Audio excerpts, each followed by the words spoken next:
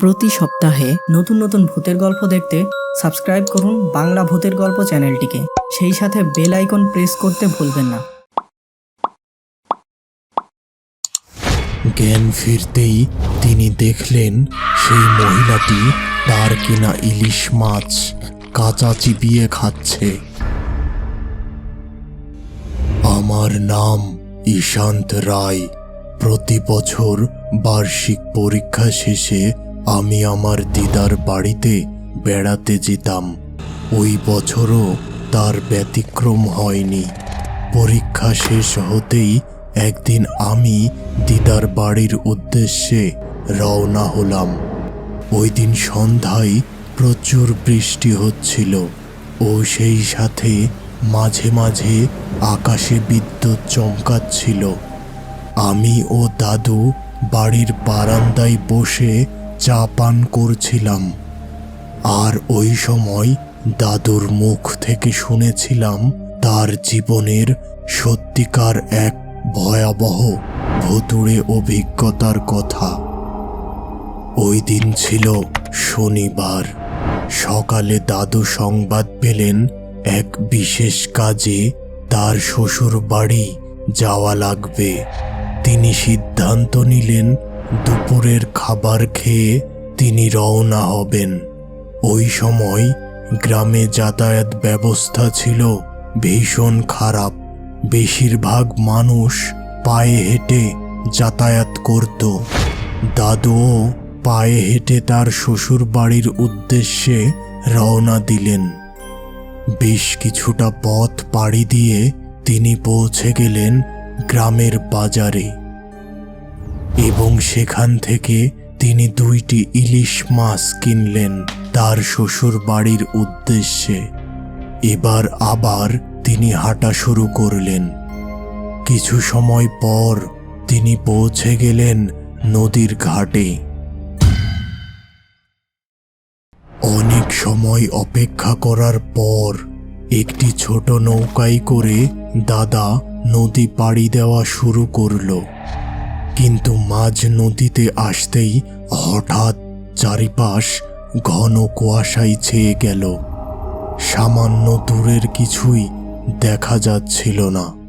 এদিকে মাঝি মুখে কিছু না বললেও তার চোখ মুখ দেখে বোঝা যাচ্ছিল সে কোনো এক ভীষণ বিপদের আশঙ্কা করছে। তবে নদীতে আর তেমন কিছু ঘটল না। নদী পার হয়ে তিনি আবার হাঁটা শুরু করলেন।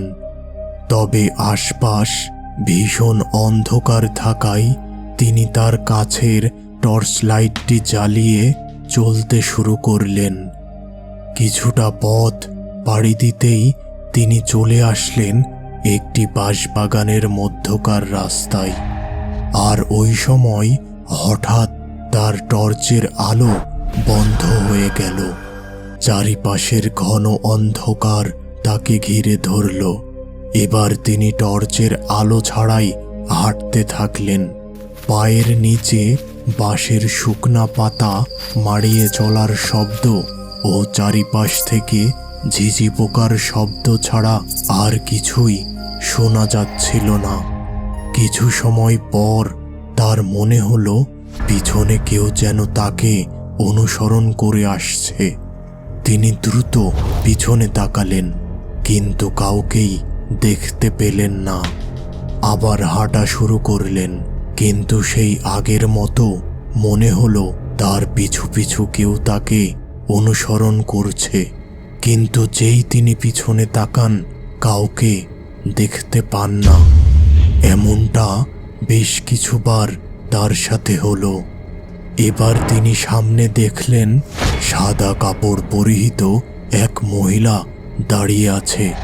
মুখ বোঝা যাচ্ছে না, সেখানে সম্পূর্ণ অন্ধকার। দাদু সাহস করে সামনে এগিয়ে গেলেন, কিন্তু একই মহিলাটি মাটি থেকে শূন্যে ভেসে বাতাসে মিলিয়ে গেল। দাদু ভীষণ ভয় পেলেন। এবার তিনি দ্রুত তার কাছে থাকা সিগারেট জ্বালালেন এবং মনে কিছুটা সাহস পেলেন। এবার কিছুটা পথ পাড়ি দিতেই আবার সেই আগের সাদা কাপড় পরা মহিলাটিকে রাস্তার মাঝখানে দেখতে পেলেন। এবার তার মুখ বোঝা যাচ্ছে। অনেকগুলো কাটা দাগে ভর্তি বীভৎস এক মুখ, চোখ দিয়ে লাল তরল গড়িয়ে পড়ছে। এই দৃশ্য দেখে দাদু ভীষণ একটা চিৎকার দিয়ে সেখানেই অজ্ঞান হয়ে যান। জ্ঞান ফিরতেই তিনি দেখলেন সেই মহিলাটি তার কেনা ইলিশ মাছ কাঁচা চিবিয়ে খাচ্ছে এবং ওই দিক থেকে একটা গোঙানির শব্দ আসছে। এবার তিনি সেখান থেকে উঠে প্রাণপণে দৌড় শুরু করলেন। শ্বশুর বাড়ির উঠানে আসতেই সেখানে আবার অজ্ঞান হয়ে গেলেন। প্রায় 2 দিন তিনি অজ্ঞান অবস্থায় শয্যাশায়ী ছিলেন ও সেই সাথে ভীষণ জ্বর ছিল। পরে তিনি সুস্থ হয়ে সকলকে তার ওই রাতের ভোঁদড়ে ঘটনা জানান। বাড়ির বয়স্করা জানালেন, বহু বছর আগে ওই বাঁশবাগানের ভেতরে এক মহিলা নিখোঁজ হয়। স্থানীয়দের বিশ্বাস সেই মহিলার আত্মা এখনো ওই বাঁশবাগানের মধ্যে ঘোরাঘুরি করে। এরপর দাদু মাঝে মাঝে সেই আত্মাটিকে তার স্বপ্নে দেখতে পেতেন। তখন তিনি এক হুজুরের কাছে যান। সেই হুজুর তাকে একটি তাবিজ দেন, আর এরপর থেকে তিনি আর কোনোদিন সেই মহিলার আত্মাটিকে তার স্বপ্নে দেখতে পাননি।